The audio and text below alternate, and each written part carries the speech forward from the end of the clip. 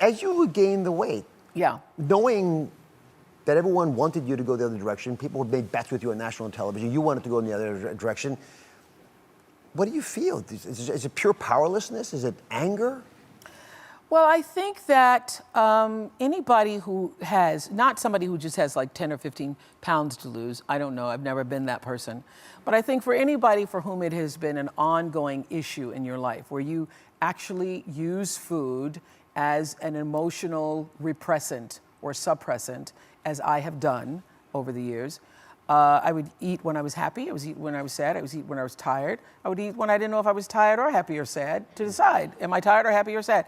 And then, even during the show years, people would ask me, did I get stressed from the show? I never felt stress, because what I realized is I ate the stress.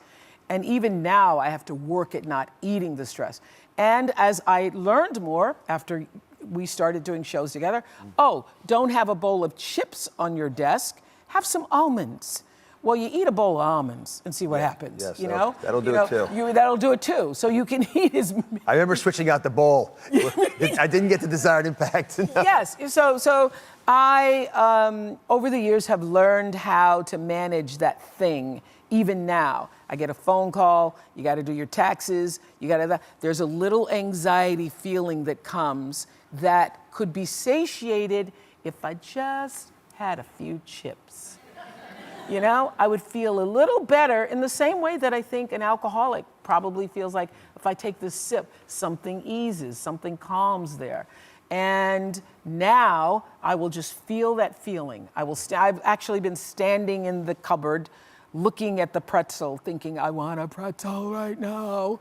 But I'm already up to my point limit. What am I really feeling? So now I ask myself this, what am I really feeling? What is this really about? And what else could I do to ease this right now instead of reaching for the pretzel or because I always like crunchy things, you know? Yes. Yeah. So why didn't you quit? Why? Oh, because I believed. I always believed I would get to this point. And I know anybody who struggles with weight, you felt this. You're smart.